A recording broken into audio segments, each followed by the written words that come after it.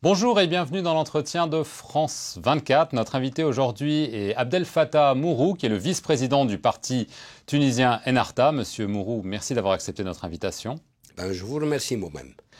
Nous allons évidemment évoquer la situation en Tunisie, qui est très tendue. Il y a eu ces derniers jours des affrontements entre des militants du principal syndicat, l'UGTT, l'Union Générale Tunisienne du Travail, et des milices que l'on dit liées à votre parti Ennahda. Cela fait suite aux tensions qu'il y a eu dans la ville de Siliana. Est-ce que ce sont des tensions sociales ou est-ce qu'on est en train d'assister à des tensions politiques dans la rue ? Ça a commencé en tant que tensions socio-économiques, bien sûr. Et les habitants de ces régions sous-développées ont le droit de manifester leur mécontentement et de demander que leur situation économique puisse évoluer. Mais à en passer à des différends politiques, c'est pas bien pour la Tunisie. Nous sommes en période de révolution. Il n'y a pas d'institution. Jusqu'à maintenant, il n'y a pas de constitution. Prôner l'affrontement entre les différents partis politiques, c'est un danger pour la stabilité de la Tunisie. Et j'en suis inquiet. Qui prône l'affrontement ? Vous savez, il y a toujours des extrémistes de ci et de là. Il y a des extrémistes chez les islamistes. Il y a d'autres extrémistes chez les gens qui n'ont pas jusqu'à maintenant accepté que les islamistes puissent accéder au pouvoir. Ces gens-là ne donnent pas d'aval pour les islamistes, ne leur laissent pas la possibilité, le temps nécessaire pour exécuter leur programme. L'UGTT accuse Ennahda d'être derrière les attaques de ces derniers jours contre le siège du syndicat à Tunis. On parle de ces comités de protection de la révolution qui seraient liés à votre parti. Est-ce que vous avez des milices qui attaquent les syndicalistes ? Non, à ma connaissance, il n'y a pas de milices islamistes. Il y a ces comités de sauvegarde de la révolution. Est-ce qu'ils sont attachés à Ennahda ? C'est prouvé ? C'est pas prouvé. Et ce que je prône maintenant, c'est qu'il y ait une commission d'enquête qui puisse instruire ce côté de fait. Est-ce que ces gens-là ont une alliance ou ont une liaison avec Ennahda ou non ? Est-ce que les syndicalistes vous provoquent ? Non, jamais. Moi, je suis pour une centrale syndicale indépendante. L'UGTT a toujours prouvé un sens de responsabilité à l'égard des affaires économiques, sociales et politiques de la Tunisie. La direction de l'UGTT est très consciente que cette centrale syndicale doit préserver son indépendance et je suis pour la sauvegarde de cette union syndicale qui est une faveur pour la Tunisie, et un honneur pour la Tunisie. Mais quand ils vous accusent de vouloir les intimider, de vouloir mettre la main sur la Tunisie, ça ne vous dérange pas ? Vous savez, la centrale syndicale reste toujours une centrale syndicale. Ce n'est pas un parti politique. Ce discours que tiennent quelques dirigeants au sein de cette centrale syndicale dévie du côté socio-économique à prendre parti sur une question politique. Ce qui n'est pas de l'intérêt de cette centrale syndicale, ni de l'intérêt des partis politiques. C'est une centrale qui ne peut pas dévier et devenir un parti politique. C'est la ligne rouge. À propos de politique, le président Moncef Marzouki a prononcé un discours il y a quelques jours. Il a appelé à un gouvernement restreint et en gros affirmé que le gouvernement tel qu'il fonctionne aujourd'hui ne fait pas son travail aussi bien qu'il le devrait. Votre réaction ? C'est un commencement précoce d'une campagne électorale. Monsieur Marzouki est en campagne, d'après vous. C'est ce que je crois, parce que le problème qui s'est posé à Siliana, c'était un problème socio-économique. Il devait présenter des solutions socio-économiques et non pas des solutions politiques. Ce n'est pas le problème du gouvernement qui se pose à Siliana. Ce qui se pose à Siliana, c'est le sous-développement de cette région. Il faut donner des choix et des solutions économiques et non pas politiques. Monsieur le Président de la République n'a pas répondu à ce côté-là. Il a choisi de répondre sur le côté politique. C'est une faute? Je crois qu'il a un peu entamé la confrontation politique en Tunisie. C'est une bombe qu'il lâche maintenant. C'est une bombe sur le plan politique. C'est une bombe, c'est-à-dire on sait qu'il y a une troïka qui gère de fait la Tunisie depuis la Révolution. Lui en est une partie, évidemment. Est-ce que vous pensez qu'il a déclaré la guerre à la troïka? Si j'étais au poste de président de la République, soutenu par la troïka, je choisirais d'être ou bien pour la troïka et de discuter à l'intérieur de la troïka, ou bien de la lâcher pour devenir dans l'opposition.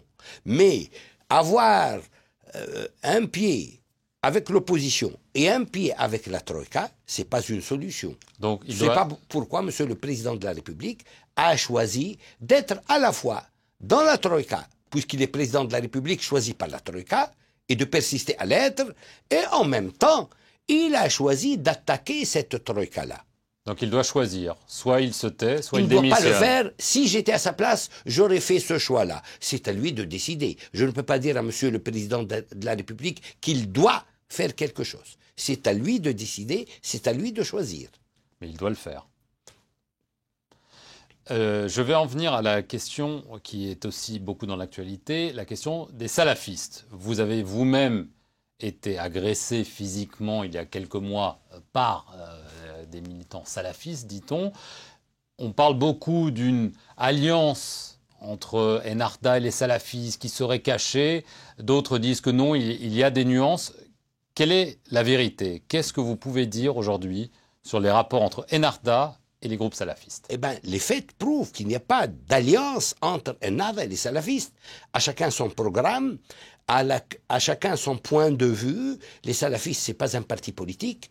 Ils n'ont pas de solution politique, économique et sociale pour les maux de la Tunisie. C'est un simple mouvement cultuel qui met l'accent sur les dogmes et sur les pratiques religieuses. C'est un simple mouvement cultuel ou ça peut être plus que ça? Jusqu'à maintenant, il ne s'est pas déclaré en tant que parti et il ne présente pas de programme politique. Mais il a un activisme, j'allais dire, militant, voire violent parfois. Oui, bien sûr, mais d'un point de vue religieux, purement, simplement dogmatique et cultuel seulement. À le rattacher à Ennahda qui a un programme politique autre que celui de ces gens-là, c'est aller très loin. On a beaucoup affirmé que Ennahda a été trop tolérant avec les salafistes. Est-ce que vous partagez ces critiques sur la façon dont le gouvernement gère, entre guillemets, les salafistes? Mais on ne peut pas demander ni à Ennahda ni au gouvernement d'attaquer les salafistes parce qu'ils sont salafistes. S'ils proposent des solutions à des problèmes cultuels ou dogmatiques, c'est leur affaire, on peut discuter avec eux.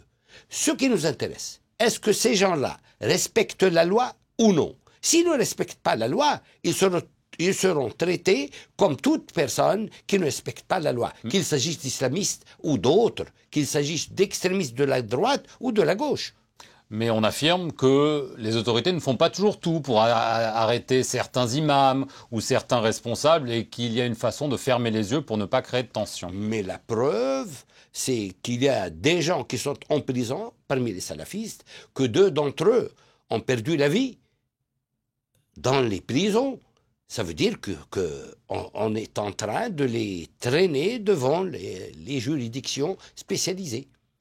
Ennahda est donc part de cette troïka. La Constitution n'en finit pas d'être rédigée, d'être relue. Est-ce qu'on va enfin avoir des élections en Tunisie bientôt? Bien sûr, on va avoir une constitution, mais la responsabilité de ces délais qui traînent de jour en jour n'est pas la responsabilité du gouvernement lui-même. On est en train d'écrire la constitution par toute la classe politique. Eh bien, c'est la responsabilité des opposants et la responsabilité du gouvernement.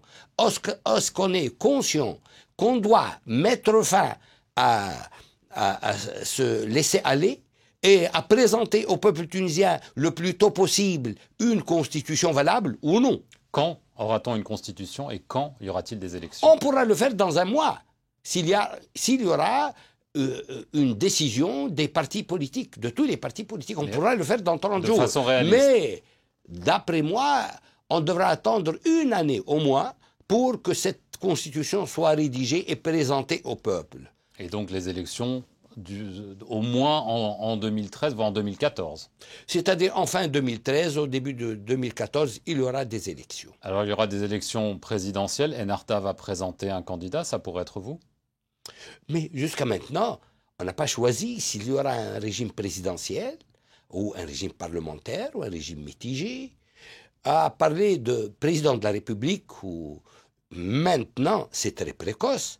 Et je ne crois pas que le problème de la Tunisie, c'est le choix d'un président de la République. Le problème de la Tunisie, c'est une certaine stabilité.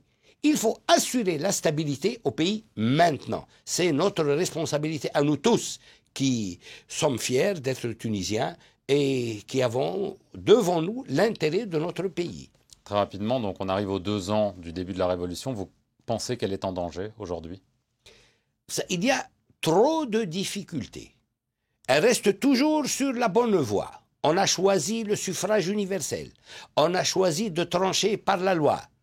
Est-ce qu'on persiste à maintenir ce choix ou non?